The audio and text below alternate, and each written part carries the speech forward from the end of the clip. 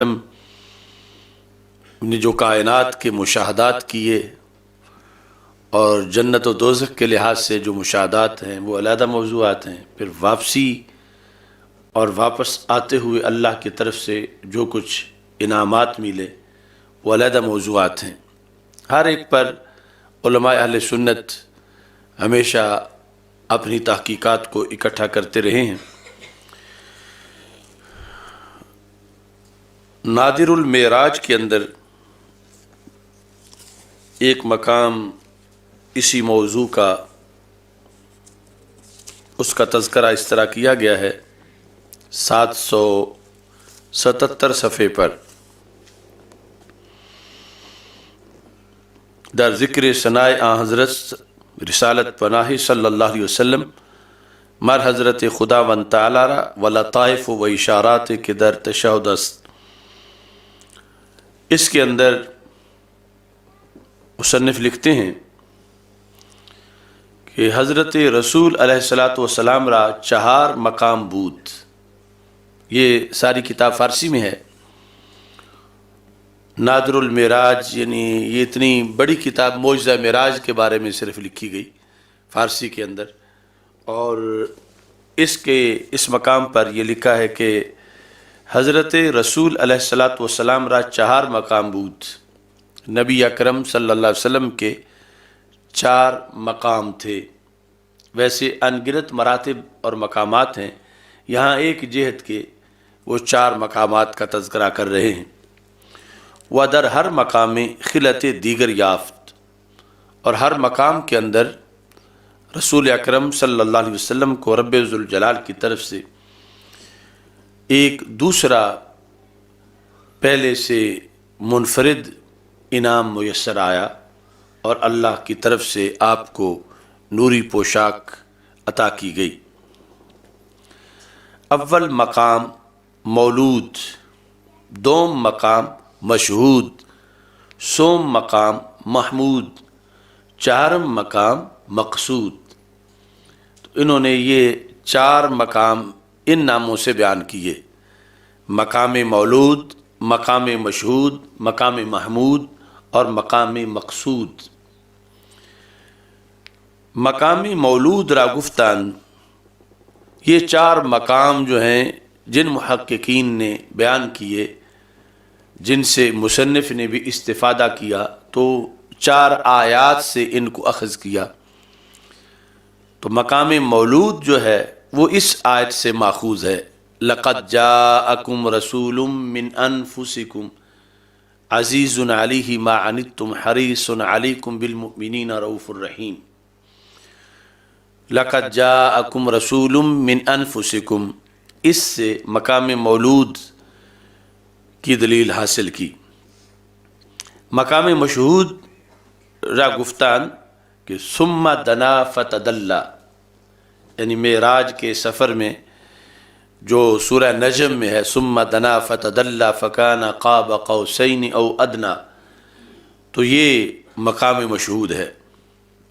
سوم مقام محمود، مقام محمود را گفتان کہ عسیٰ ان یبعثک ربک مقاما محمودا، اس سے مقام محمود کا تذکرہ کیا.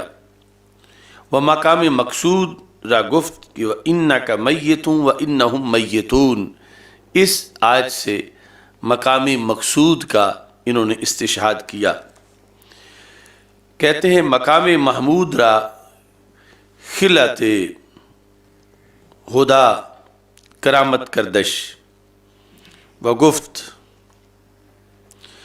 یہاں جو مقام محمود ہے اس کے اندر رب ذوالجلال نے آپ کو علیحدہ ایک انعام عطا کیا، اور مل کتاب ولل ایمان والی آیت کا تذکرہ کیا. در مقام مشہود خلت قربت یافت، یعنی پہلے تھی خلت کرامت اور یہ ہے خلت قربت کہ قاب قوسین او ادنا. ودر مقام محمود خلت شفاعت کرامت کردش. مقام محمود میں رب ذوالجلال نے آپ کو شفاعت کی خلت جو ہے وہ عطا کی، اور وہ ہے وَلَسَوْفَ يُعْطِيكَ رَبُّكَ فَتَرْضَىٰ، ودر مقام مقصود خلت رحمت کرامت کردش، وَلَلْآخِرَةُ خَيْرٌ لَكَ مِنَ الْأُولَىٰ، یعنی یہ مقام مقصود کے اندر رب ذوالجلال نے آپ کو انعام عطا کیا، وَلَلْآخِرَةُ خَيْرٌ لَكَ مِنَ الْأُولَىٰ، یعنی قیامت تک کی ہر گھڑی، اس گھڑی کے اندر جو ہے وہ پہلے سے بھی مزید زیادہ رب ذوالجلال آپ کو عروج عطا فرماتا رہے گا۔ اب یہ محققین کی آراء ہیں، کہتے ہیں کہ ندا آمد از درگاہ معبود، اللہ کی بارگاہ سے یہ آواز آئی،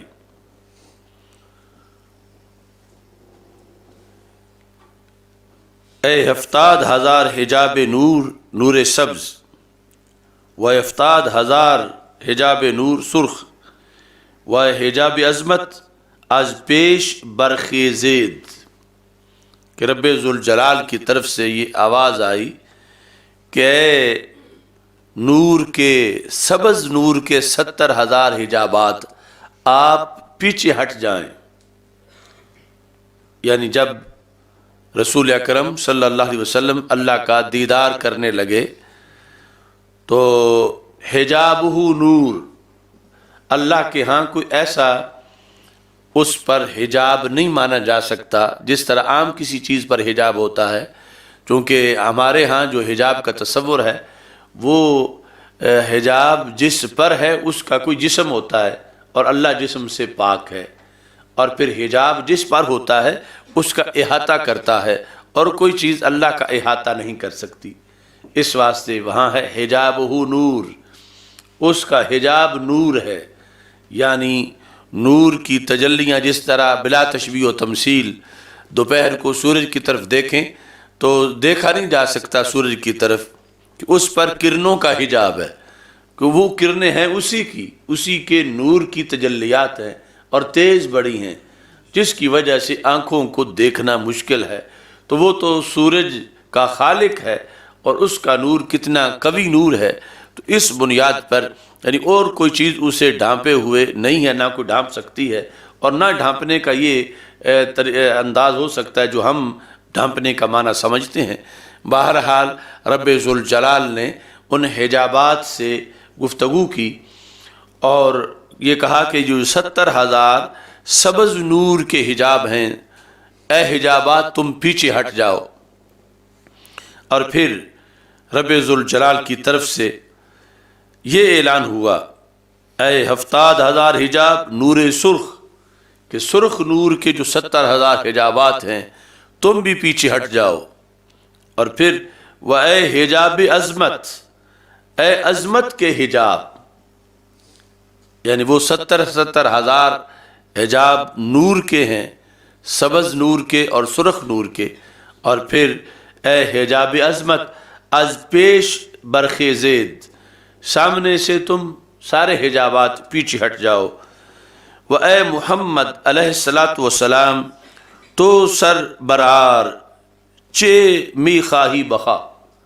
اور اے حضرت محمد صلی اللہ علیہ وسلم آپ سر آگے نکالیں ان حجابات سے، اور جو آپ مانگنا چاہتے ہیں آپ مانگیں،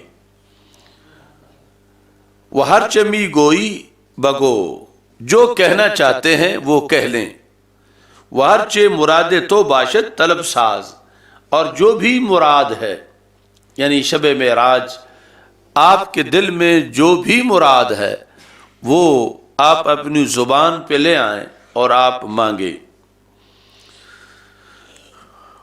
یہ یعنی کہ گفتگو کیا ہوئی وہاں پر، یہ ان محققین کا اپنا ایک تحقیق کا انداز ہے۔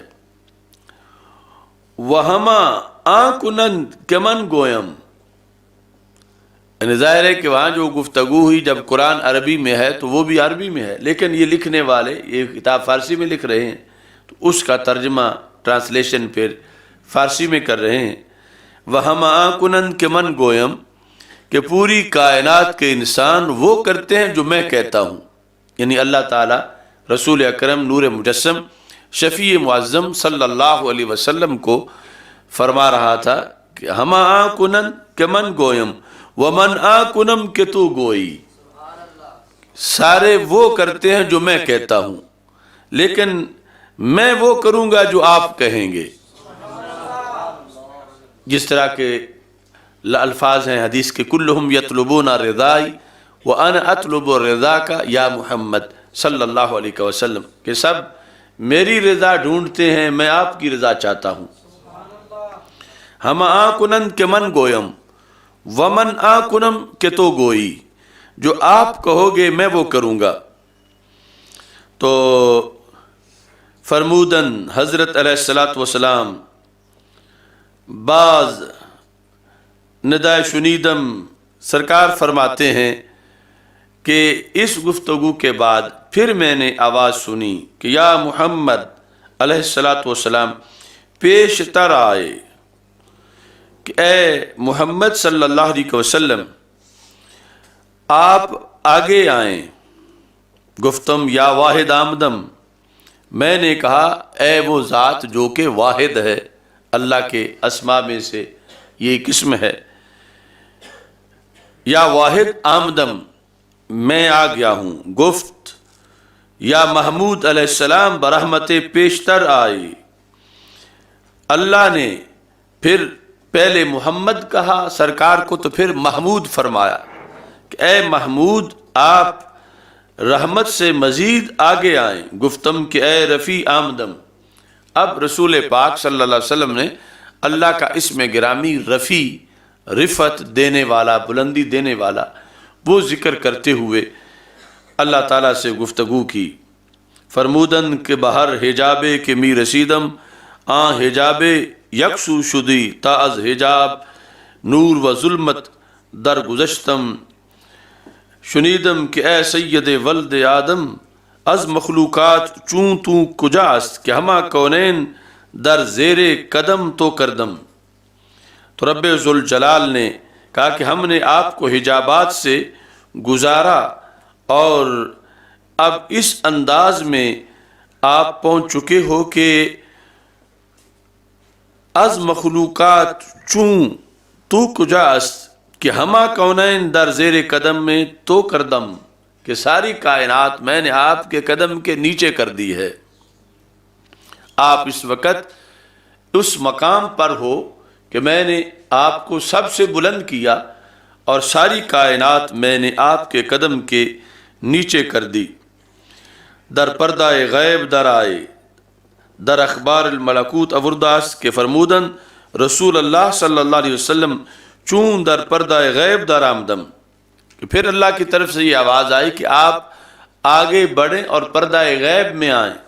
اور فرمایا، سرکار فرماتے ہیں کہ جب چون در پردہ غیب در آمدم ہیچ حجاب نہ دیدم، جب میں پردہ غیب میں پہنچا تو وہاں کوئی حجاب نہیں تھا، مگر خیش را دیدم استادا و چشم دلم را بخشادن. وہاں میں صرف اپنے آپ کو ہی دیکھ رہا تھا اور کوئی حجاب نہیں تھا. اللہ نے میرے دل کی آنکھ کھولی، وہ حجاب از دلم برداشتن، اور اللہ نے میرے دل کا حجاب بھی دور کر دیا. تا دل قوی گشتم، اور اس سے یعنی دل کا حجاب اور دل کی قوت، اس کا تذکرہ کرتے ہوئے آپ فرماتے ہیں کہ پھر وہ مقام بھی آیا کہ میں سوچ رہا تھا کہ اگر سلام کنم و سلام است و اگر خاموش باشم ادب نہ بود. بعض در دہاں قطرائے چکیدن کہ سرد تر از برف و نرم تر از مسک و شیریں تر از شہد، علم اولین و آخرین در دل من افگندن. کہ رب ذوالجلال کے حضور میں حاضر تھا، اور اس طرح کے اعضاء کا حرکت کرنا اب مشکل ہو رہا تھا. تو میں سوچ رہا تھا کہ اگر میں کہوں کہ تجھ پہ سلام ہے تو اللہ تو خود سلام ہے. یعنی جس طرح کہ بخاری شریف کی حدیث میں جب صحابہ نے یہ کہنا شروع کیا کہ ہم ہم جب سب کو سلام کہتے ہیں تو اللہ کو بھی سلام کہیں. السلام علی اللہ جب کہا تو سرکار نے روک دیا، فرمایا اللہ تو خود سلام ہے، باقی سب پر سلام پڑھو لیکن اللہ تو خود سلام ہے. یعنی یہ سلامتی کی دعا وہاں ہوتی ہے جہاں سلامتی کے برعکس ہو سکتا ہو، اور وہاں تو سلامتی کے برعکس ہو ہی نہیں سکتا. تو اب فرمایا سلام کنم و سلامست، کہ میں کہوں السلام علیکم تو وہ تو خود سلام ہے، اور اگر خاموش رہوں تو پھر یہ ہے کہ جب آیا میں ملنے کے لیے ہوں، ملاقات کے لیے ہوں، تو خاموشی اس لحاظ سے مناسب نہیں. کہتے ہیں کہ بعض در دہان قطرہ بچکید کے سرد از برف، پھر میرے منہ کے اندر ایک قطرہ ٹپکایا گیا، وہ قطرہ برف سے زیادہ سرد تھا، ٹھنڈا تھا، اور کستوری سے زیادہ نرم تھا، اور شہد سے زیادہ میٹھا تھا. وشیریں از شہد. اس قطرے میں کیا کچھ تھا؟ فرما علم اولین و آخرین در دل من افگندن. اولین و آخرین کا سب علم اس قطرے میں موجود تھا. اس گھڑی سے پہلے کائنات میں جو کچھ ہوا اور اس کے بعد قیامت تک جو ہوگا اور قیامت کے بعد جو کچھ ہوگا، یہ سارا علم اس کے اندر موجود تھا جو اس طرح مجھے پلا دیا گیا. یہ وہاں کی گفتگو کا ایک حصہ، یعنی اس انداز میں نادر المعراج کے اندر اس کو بیان کیا گیا ہے. دوسری طرف حضرت مجدد الفسانی رحمۃ اللہ علیہ نے جو ذکر کیا وہ مکتوبات شریف جلد نمبر 2 کے اندر ہے، نور الخلائق حصہ ششم صفحہ نمبر 25. یا محمد صلی اللہ علیہ وسلم، کہ رب ذوالجلال نے فرمایا اے میرے محبوب حضرت محمد صلی اللہ علیہ وسلم، آنا و انت، بس صرف دو ہی ہیں، ایک میں ہوں اور ایک آپ ہیں. آنا و انت یعنی اور کوئی ہمارے ساتھ شریک نہیں. آنا و انت، بس میں ہوں اور آپ ہو. یہ معراج ہے رسول اکرم صلی اللہ علیہ وسلم کی، کہ رب بلا کے فرما رہا ہے آنا و انت. عربی زبان میں اس کے اندر جو لذت ہے، اور جب یہ بات اللہ کی طرف سے کہی جا رہی ہے رسول پاک صلی اللہ علیہ وسلم کو، آنا و انت، بس میں ہوں اور آپ ہو اور کچھ نہیں. وما سوا کا خلقت لاجلک، میرے محبوب آپ کے علاوہ جو کچھ ہے کائنات میں، اب کتنی زمینیں ہیں، آسمان ہیں، کتنے مخلوقات ہیں، اربوں کھرب ان کے افراد ہیں، کیا کیا کائنات میں اللہ کا پیدا کردہ موجود ہے. تو اللہ تعالیٰ فرماتا ہے میں ہوں اور آپ ہیں. وما سوا کا خلقت لاجلک، جو کچھ آپ کے سوا ہے وہ میں نے پیدا ہی آپ کے لیے کیا ہے. اے کہ پرتو تیرے ہاتھ کا مہتاب کا نور، چاند بھی چاند بنا پا کے اشارہ تیرا. چشم ہستی صفت دیدہ آما ہوتی، دیدہ کن میں گر نور نہ ہوتا تیرا. وما سوا کا، آپ کے سوا جو کچھ ہے، خلقت لاجلک، وہ میں اس لیے نہیں شمار کر رہا اس وقت کہ میں کہہ رہا ہوں صرف دو ہی ہیں، میں ہوں اور آپ ہو. وما سوا کا، آپ کے سوا جو کچھ ہے، اگرچہ اربوں خربوں مخلوقات کے افراد ہیں، میں ان کو شمار نہیں کر رہا، کس لیے؟ وما سوا کا خلقت لأجلک، جو کچھ آپ کے سوا ہے وہ میں نے پیدا ہی آپ کے لیے کیا ہے۔ تو رسول اکرم نور مجسم شفیع معظم صلی اللہ علیہ وسلم نے جواب میں کیا فرمایا؟ فقال محمد علیہ الصلاۃ والسلام اللہم انت وما انا۔ رسول پاک صلی اللہ علیہ وسلم نے عرض کیا اللہ کے دربار میں، رب تو ہے، میں نہیں ہوں۔ یہ جو اظہار عاجزی ہے، انت وما انا، تو ہے میں نہیں ہوں۔ اللہ فرماتا ہے انا و انت، میں ہوں اور آپ ہو۔ سرکار عرض کرتے ہیں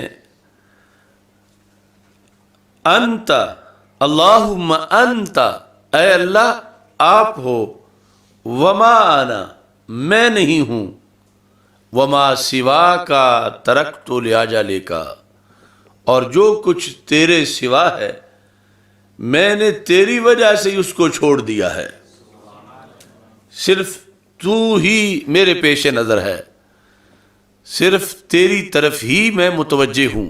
وما سوا کا ترکت لأجلک، اور جو کچھ تیرے سوا ہے میں نے تیری وجہ سے ہی اس کو ترک کیا ہے۔ تو اللہ کے جلووں میں اتنی قوت ہے، دیدار خود ذات کا وہ تو بڑی دور کی بات ہے۔ ایک جلوہ طور تک پہنچا تو اس جعلہ دکا، طور کو اس نے ریزہ ریزہ کر دیا۔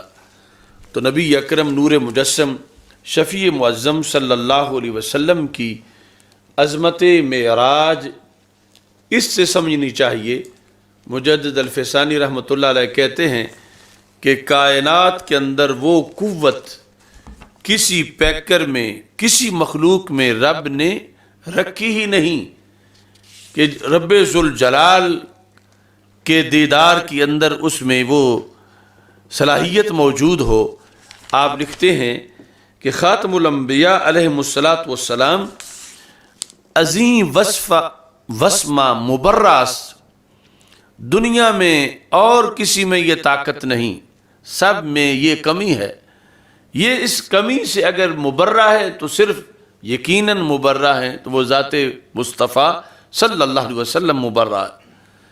کہتے ہیں اورا در دنیا رویت میسر شد، باقی تو قبروں سے اٹھیں گے، جنت جائیں گے، پھر جا کے ان کو اللہ کا دیدار ہوگا۔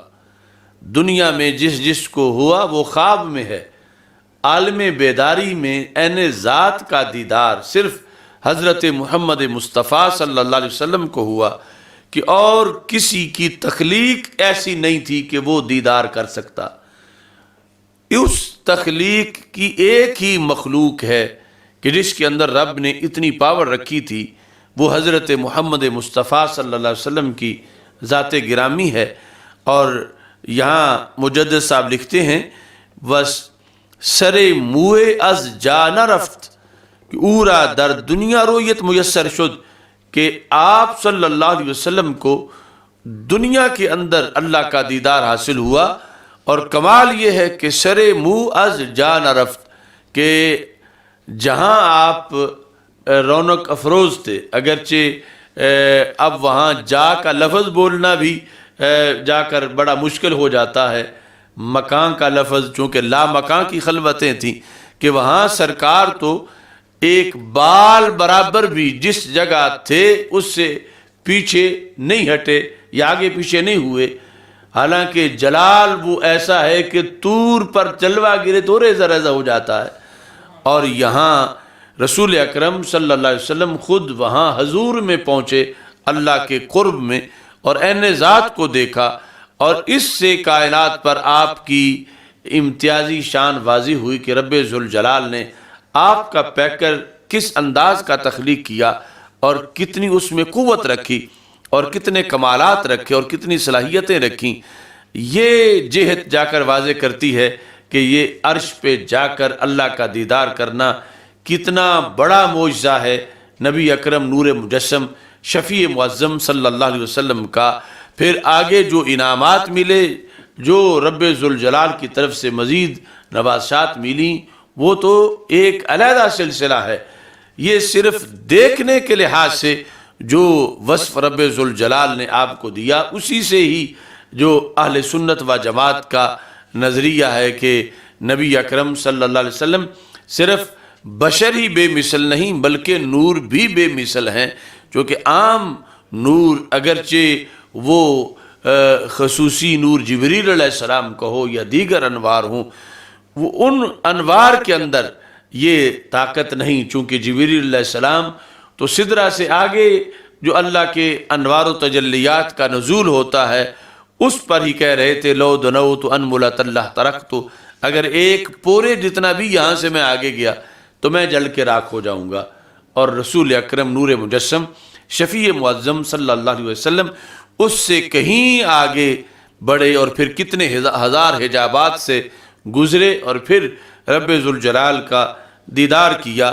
اور مجدد صاحب لکھتے ہیں کہ سر منہ از جا نہ رفت، جب کروڑ ہا جلوے رب ذوالجلال کی ذات کے پیکر مصطفیٰ صلی اللہ علیہ وسلم پر برس رہے تھے، پھر بھی پیکر کو اتنا قرار حاصل تھا کہ یہ نہیں کہ کوئی کپ کپی ہو یا جنبش آئی ہو اور تھوڑا سا پیچھے ہٹ گئے ہوں یا آنکھیں بند کی ہوں، پیکر سر منہ از جا نہ رفت، ایک بال برابر بھی اپنی اس جگہ سے پیچھے نہ ہٹے یا آگے پیچھے نہ ہوئے۔ اور دوسری طرف قرآن کہتا ہے ما زاغ البصر وما طغى، کہ اس انداز میں دیکھا رب ذوالجلال کی ذات کو کہ نظر ٹیڑھی بھی نہیں ہوئی اور آنکھ جھپکی بھی نہیں، اور ٹکٹکی لگا کر رب ذوالجلال کی عین ذات کا مشاہدہ کیا۔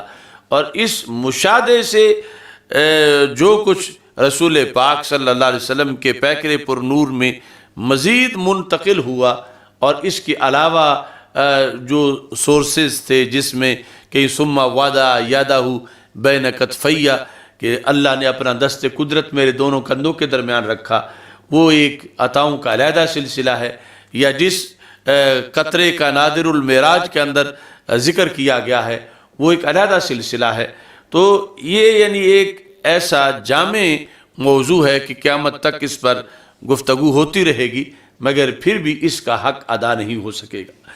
اس میں وہ جہت جو مشاہدات کی جہت ہے اس کے لحاظ سے، چونکہ ہم اکثر یہ جو ہمارے لیے سبق ہیں امت کے لیے اس موقع پر اس کا تذکرہ بھی کرتے ہیں کہ ہمارے آقا صلی اللہ علیہ وسلم نے جس وقت مختلف چیزوں کو دیکھا تو ان کے اندر منکرین زکوٰۃ بھی تھے، اور جو غفلت کی وجہ سے نہیں دیتے، جو غفلت کی وجہ سے نماز نہیں پڑھتے، جو ڈاکو ہیں، بدکار ہیں، یعنی مختلف قسم کے جرائم جو لوگوں کے ہیں، سود کھانے والے، یتیموں کا مال کھانے والے، غیبت کرنے والے، ان سب کا تذکرہ موجود ہے۔ وہاں کچھ علماء کا تذکرہ بھی ہے، علماء سو کا تذکرہ۔ تو ہمارے لیے یہ جہت بھی بہت قابل غور ہے کہ کہیں ہمارے اندر کوئی ایسی چیز نہ آ جائے کہ جن لوگوں کی شب معراج مذمت کی جا رہی تھی کہ کہلاتے تو خطباء ہیں، علماء ہیں، مگر ادھر جو عذاب کے اندر گرفتار لوگ تھے ان کے اندر ان کو شمار کیا جا رہا تھا۔ اس میں امام بہقی نے جو دلائل النبوت کے اندر ذکر کیا ہے وہ لفظ ہے خطباء الفتنہ، فتنے کے خطیب، کہ نبی اکرم صلی اللہ علیہ وسلم ارشاد فرماتے ہیں کہ میں ایک ایسی قوم کے پاس سے گزرا تقرض السنتهم وشفاههم بمقارید من حدید، ان کے ہونٹ اور ان کی زبانیں معاذ اللہ کینچیوں سے کاٹی جا رہی تھیں. کلما قردت عادت، جب وہ کاٹی جاتی تھی زبان دوبارہ اسی طرح لگ جاتی تھی، یعنی تاکہ ان کو مزید عذاب دیا جائے کہ ایک بار کٹ جائے تو اتنا عذاب نہیں، بار بار کٹ رہی تھی.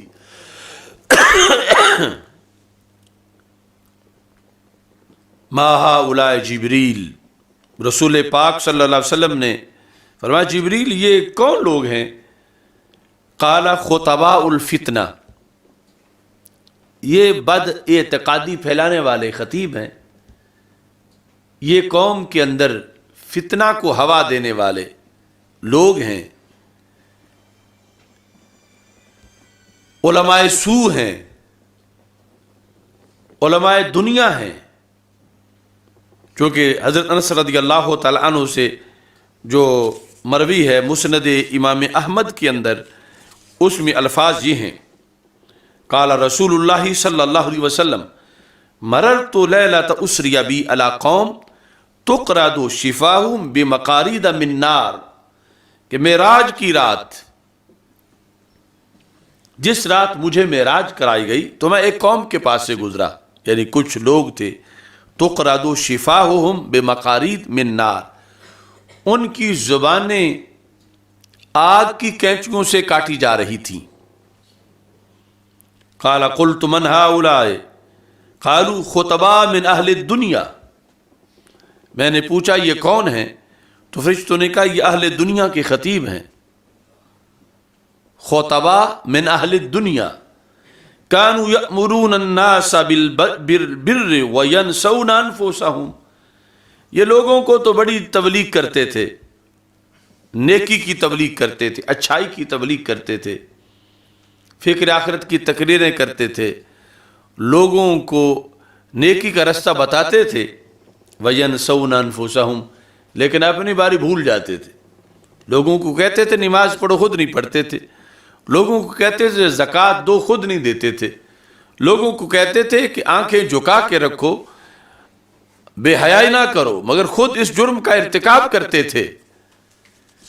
تو رسول اکرم نور مجسم شفیع معظم صلی اللہ علیہ وسلم نے فرمایا کہ میں نے معراج کی رات علماء فتنہ، علماء دنیا اور خطباء فتنہ کو دیکھا، اور اس کا مقصد یہ تھا کہ پھر آ کر آپ نے مدنی زندگی میں گفتگو کرتے ہوئے بارہا اس چیز کا اعادہ کیا کہ بنی اسرائیل کے علماء ایسے تھے کہ وہ پہلے تو بدی کے خلاف سٹینڈ انہوں نے لیا، مگر بالآخر بروں کے ساتھ ہی مل گئے.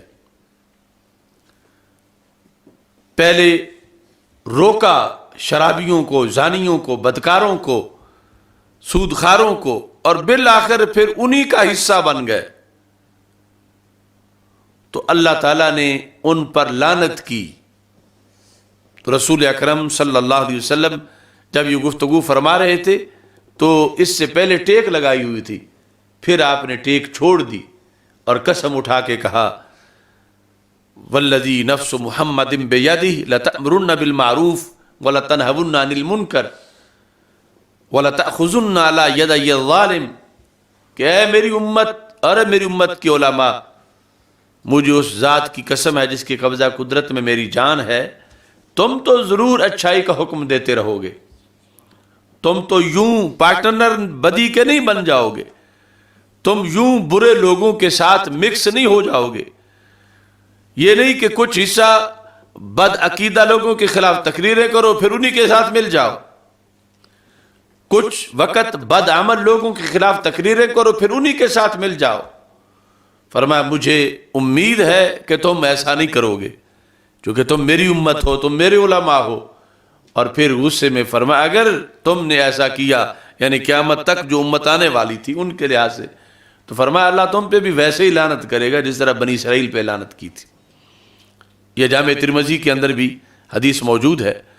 تو اس بنیاد پر یعنی یہ امت جو آخری امت ہے، اس کے بعد کوئی امت نہیں آئے گی جو اس امت کا کفارہ ادا کرے. اس امت نے آئیڈیل کردار ادا کرنا ہے اور اللہ کے فضل سے کرتی آئی ہے. اور اس وقت روئے زمین پر اسی امت کے علماء سے خطاب ہے رسول اکرم صلی اللہ علیہ وسلم کا، لَتَأْمُرُنَّ بِالْمَعْرُوفِ وَلَتَنْهَوُنَّ عَنِ الْمُنْكَرِ، کہ ضرور تم نے اچھائی کا حکم دینا ہے، ضرور تم نے بدی سے روکنا ہے، اور تم نے ان سے بچ کے رہنا ہے۔ اب بد اعمالیوں سے پہلے بد اعتقادیوں اور بد عقیدہ بد مذہب سے دور رہنے کا معاملہ ہے، چونکہ رسول اکرم صلی اللہ علیہ وسلم نے فرمایا فَضَرَبَ اللَّهُ قُلُوبَ بَعْضِهِمْ بِبَعْضٍ، بنی اسرائیل میں کیوں بیڑا ڈوبا ان کا، کیوں غرق ہوئے، کہ ان کے علماء اور ان کے خطیب جو ہیں بد عقیدہ لوگوں کے پاس بیٹھنا شروع ہو گئے، فَجَالَسُوهُمْ، ان کے پاس بیٹھے، فَآكَلُوهُمْ وَشَارَبُوهُمْ، اکٹھا کھایا پیا، تو پھر رب نے ان کے دل ملا دیے۔ اگرچہ شمار ہوتے تھے کہ یہ بچانے والے ہیں اور وہ برے ہیں، یہ ان کو بچانے والے ہیں، لیکن جب اکٹھا کھانا پینا شروع ہوا میل جول، تو اس سے اللہ نے ان کے آپس میں دل ملا دیے، اور اتحاد ان کا اس پر ہوا کہ رب نے ان پر مشترکہ لعنت کر دی۔ تو رسول پاک صلی اللہ علیہ وسلم نے فرمایا میری امت تم تو بچ کے رہو گے، تم ضرور اپنے اعتقاد کی عمل کی حفاظت کرو گے اور فاصلہ رکھو گے، انہیں تبلیغ کرو گے دوسروں کو، لیکن خود ان کا حصہ نہیں بنو گے۔ اگر تم نے بھی ایسا کیا تو پھر وہی حشر ہوگا جو ان کا ہوا تھا، جو ایسا کرے گا، کہ لعنت کا مشترکہ پیکج جو ہے بنی اسرائیل کے علماء کے لیے تھا، تو پھر میری امت میں جو ایسا کریں ان کے لیے بھی ہوگا۔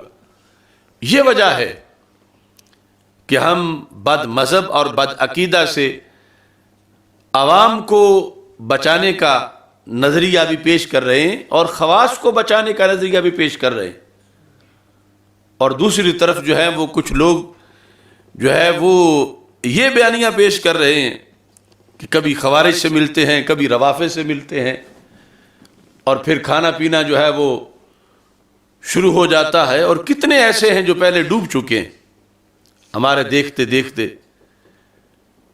یہ پالیسی منہاج القرآن والوں نے اپنائی تھی، اور اس کی نحوست کتنی بڑی، اور کہاں تک وہ وبال آیا۔ اب جو بچے ہوئے لوگ ہیں، اب پیچھے ہم نے گفتگو کی کراچی میں جو وفد آیا، اور اس کے بعد اب حیدرآباد میں بھی وہ وفد ایک اور روافض کا آ گیا، یعنی توجہ نہیں کی جا رہی۔ کراچی میں جس وفد سے ایوارڈ لیا گیا جو ایران سے آیا تھا، اور پھر اس کا ہمارے جب اہل سنت و جماعت کے ایک حساس حلقے نے اعتراض کیا کہ کیوں ان سے ملاقات کی گئی، تو اس کا پھر ایک جواب دیا گیا، اور میں سمجھتا ہوں کہ جرم گناہ بدتر از گناہ کے زمرہ سے وہ جواب ہے، کہ چونکہ غیر ملکی وفد تھا، چونکہ سرکاری تھا، چونکہ گھر آ گئے تھے،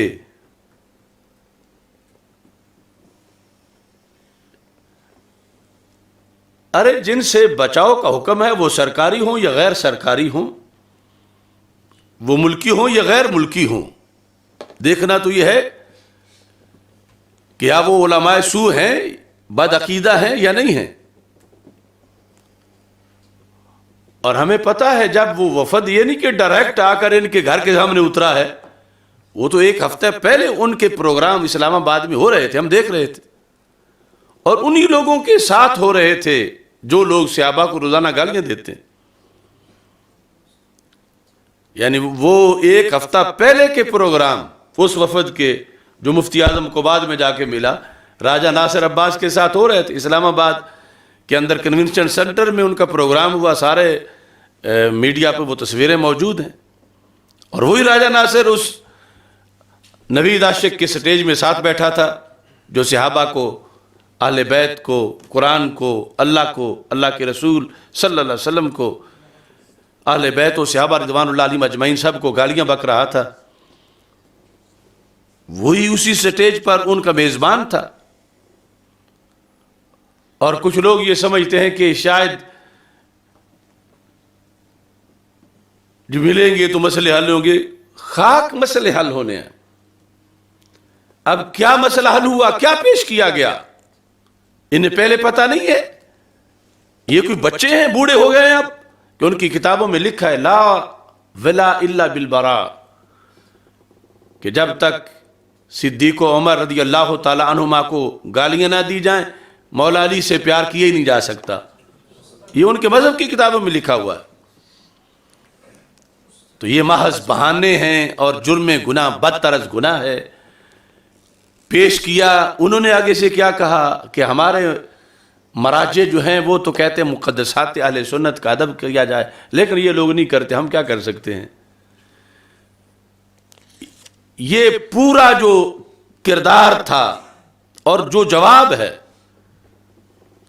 یہ مراجع کو دھلا ہوا پیش کرنے کی کوشش کی گئی کہ ان کے مراجع تو ٹھیک ہیں، یہ ذاکر خراب ہیں، یا وہ تو ایرانی تو ٹھیک ہیں، یہ پاکستانی خراب ہیں، یا جو برطانیہ سے ایڈ لے رہے ہیں وہ خراب ہیں،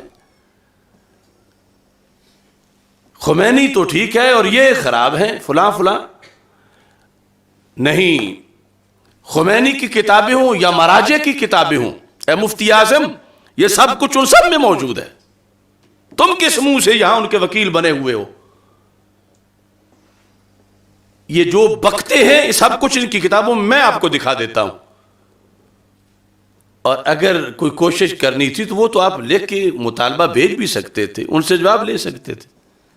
یہ جو مجمع و تقریب بین المذاہب ہے یہ تو ان کا ایک ٹولہ ہے شکار کرنے کے لیے، اور اس کے لیے یہ ضروری نہیں کہ کوئی بہت قداور شخصیت ہو اور اس کے پاس ہی جائیں۔ یہ تو وہ جو اہل حرم کا سوداگر بیٹھا ہے اسلام آباد میں، نعیمی لفظ کو بیچ رہا ہے، آپ سے پہلے تو اس کے پاس سے ہو کے آئے تھے، اس کی کیا علمی حیثیت ہے اور کیا قیادت ہے اس کی، سوائے اس کے کہ وہ اہل سنت و جماعت کا ایک سوداگر ہے اور نظریہ اہل سنت کو فروخت کرتا ہے۔ تو یہ تو وہاں سے بھی چکر لگا کے آئے۔ کچھ ہمارے بھولے ہوئے ورکر کہتے ہیں کہ نہیں نہیں یہ بات ہوگی تو آگے بڑھے گی۔ کتنی بار ہوئی بات، اب وہ ملاقات ہوئی تو توہینیں ہوئیں۔ اب حیدرآباد میں ابو الخیر نے ملاقات کی، کہنے کو تو ابو الخیر، مگر گود میں شر کہاں سے آ گیا؟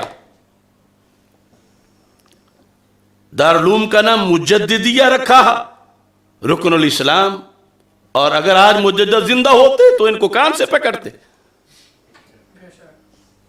کہ اتنے پلیدوں کو پاس بٹھاتے ہو اور ہمارے نام استعمال کرتے ہو۔ اور یہ وہاں ان کے دروازے پر اچانک آ گئے تھے اور یہاں ان کے دروازے پر اچانک آ گئے ہیں، اور روزانہ سندھ میں صحابہ کو تبرہ کیا جا رہا ہے، روزانہ ہو رہا ہے، حیدرآباد میں، لاڑکانہ میں، سکھر میں، کراچی میں، اور یہ روزانہ بیٹھ کے جفیاں ڈال کے کھا پی رہے۔ اور ہم جس وقت درخواست کرتے ہیں، اب ہمارا اس میں مفاد کیا ہے؟ صرف یہی ہے کہ جس کا رد کریں گے اس کے لونڈے ہمیں گالیاں دیں گے۔ بظاہر تو یہی ہے ہماری مخالفت، تو اس لیے بھی اوپر سے ہو رہی ہے، ہمارے نام سے سب کچھ بند ہے، تصویر چلائیں لگائیں فیس بک پہ کہیں، کیونکہ امریکہ کا ایجنڈا ہے وحدت ادیان۔ وہ کہتے ہیں انسانیت کی بنیاد پہ سب ایک ہو جاؤ، یہ چھوڑو یہ مسلم ہے یہ کرسچن ہے۔ اب اس کے نیچے وحدت مسالک ہے، اسی کے ایجنڈا پورا تب ہوتا ہے جب یہ ہو۔ یہ صلح کلیت اسی کا بھیجا ہوا ایک تحفہ ہے۔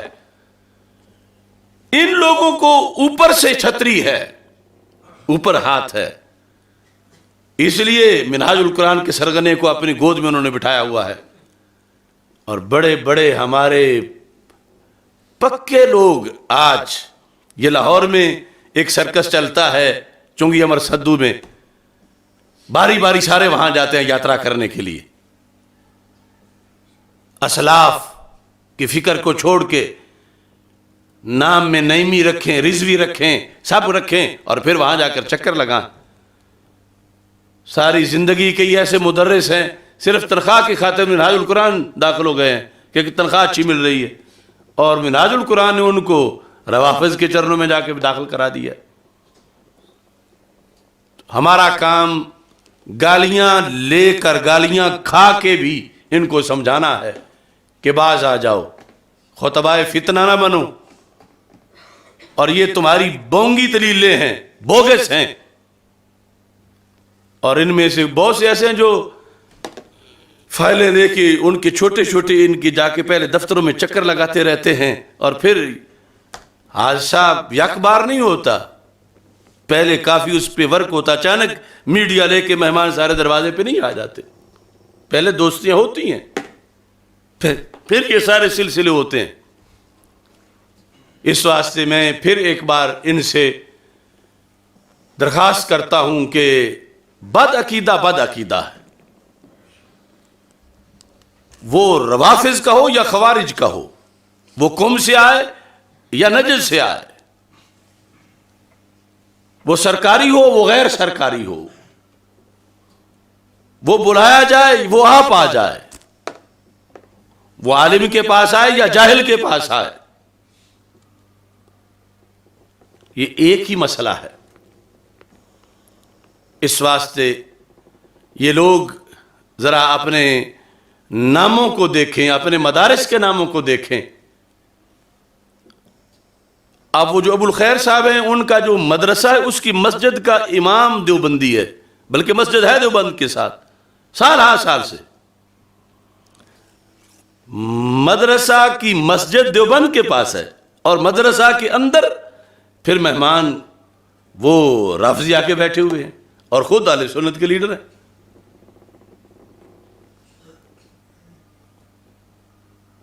اس سلسلہ میں صرف 2 حوالے ذکر کر کے ان کے لیے، اور باقی سب جو یہ فیشن بنائے ہوئے ہیں، روز ان کے پاس جاتے ہیں اور ان کو اپنے پاس بلاتے ہیں، میری نہیں تو اپنے بڑوں کی مان لو۔ یہ الابانہ کے اندر یہ بات موجود ہے، الابانہ جلد نمبر 1، اس کے مصنف جو ہیں شیخ الاسلام امام ابن بطہ، 387 ہجری ان کی وفات ہے، 34 صدی ہجری کے اتنے بڑے امام، انہوں نے اپنی کتاب کی جلد نمبر 1 کے اندر یہ بات لکھی ہے، اور پھر اپنی نہیں لکھی، سند سے امام ابو الجوزا ان کا یہ فتویٰ لکھا ہے۔ وہ کہتے ہیں لئن تجاورنی القردۃ والخنازیر فی دار احب الی من ان یجاورنی رجل من اہل الاہواء، کہتے ہیں اگر میرے گھر میں بندر اور خنزیر آ جائیں یہ تو برداشت کر لوں گا، مگر میرے گھر میں کوئی بد عقیدہ آئے وہ میں برداشت نہیں کروں گا۔ لئن تجاورونی فی دار، اگر کسی گھر میں میرے پاس آ بیٹھیں، کون؟ القردۃ والخنازیر، بندر اور خنازیر آ جائیں، احب الیہ، یہ تو میرے نزدیک پسندیدہ ہے، کہ مجبوراً بندروں خنزیروں کے پاس بیٹھنا پڑ گیا، کس کے مقابلے میں؟ من ان یجاورنی رجل من اہل الاہواء، کوئی رافضی، خارجی، کوئی معتزلی میرے گھر میں آ جائے، اس کے مقابلے میں خنزیر آ جائیں تو میں برداشت کر لوں گا۔ کیوں؟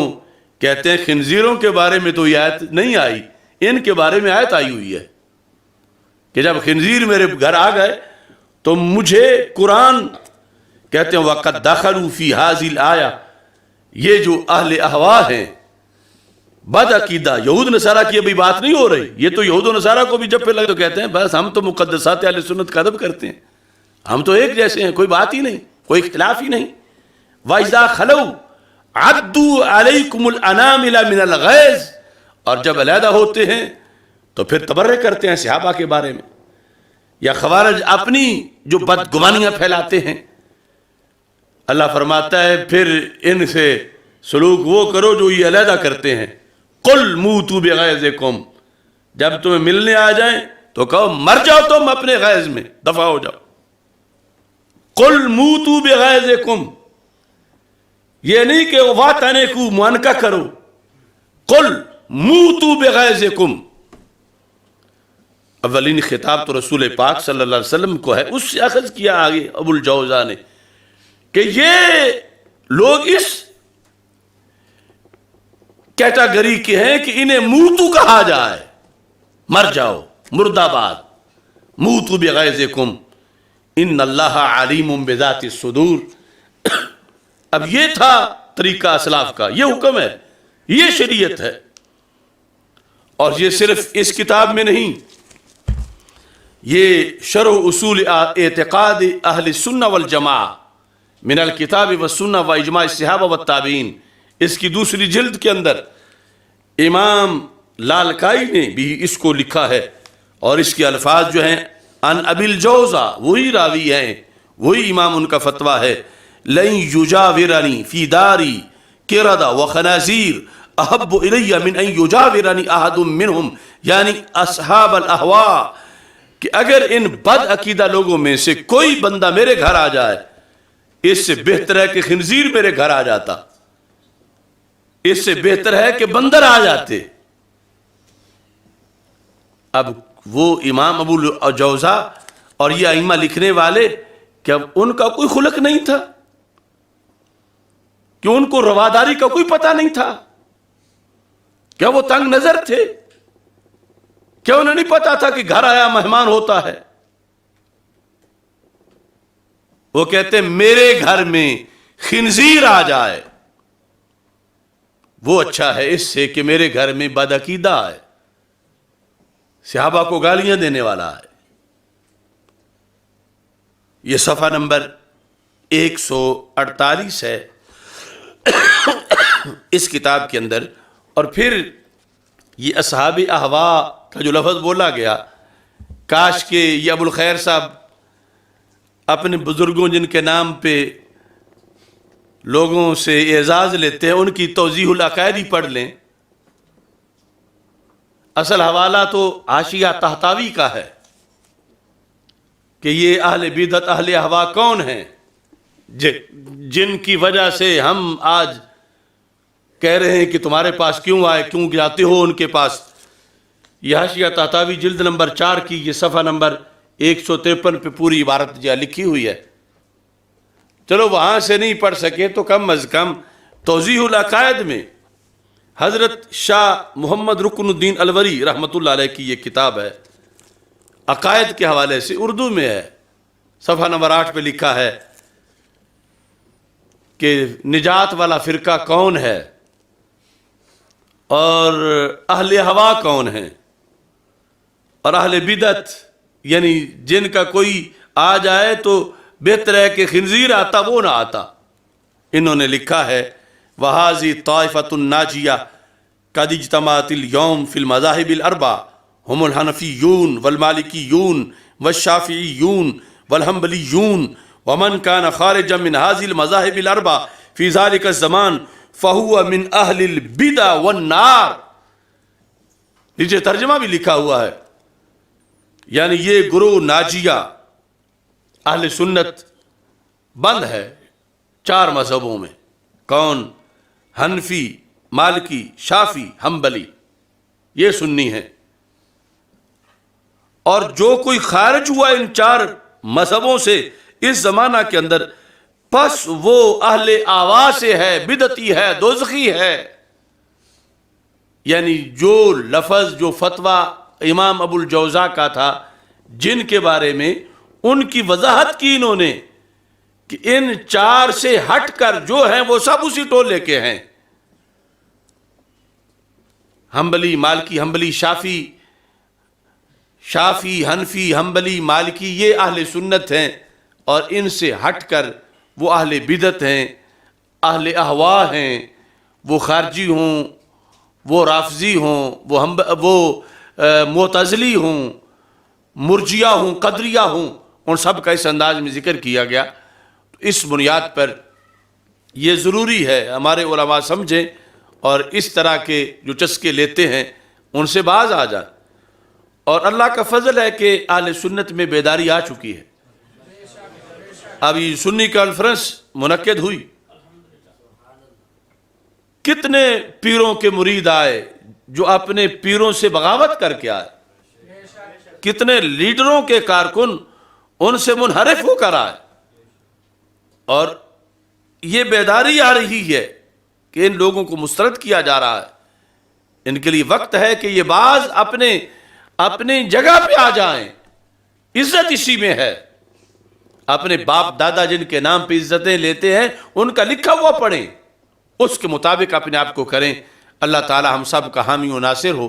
وآخر دعوایا ان الحمد للہ رب العالمین. الحمد للہ رب العالمین والعاقبۃ للمتقین والصلاۃ والسلام علی رسولہ الکریم. استغفر اللہ لا الہ الا اللہ وحدہ لا شریک لہ لہ الملک ولہ الحمد وہو علی کل شیء قدیر. یا قاضی الحاجات اقض حاجاتنا، یا شافی الامراض اشف مرضانا، یا دافع البلیات ادفع عنا شر الظالمین والفاسقین. یا اللہ بیماروں کو شفا عطا فرما، خصوصاً ڈاکٹر آصف علی بلالی صاحب کو شفا کاملہ عاجلہ عطا فرما. یا اللہ اپنی رحمت اور اپنے خصوصی فضل و کرم سے ان کو شفا عطا فرما. یا اللہ ان کی بیماری کو دور فرما. عذیب الباس رب الناس اشف وانت الشافی.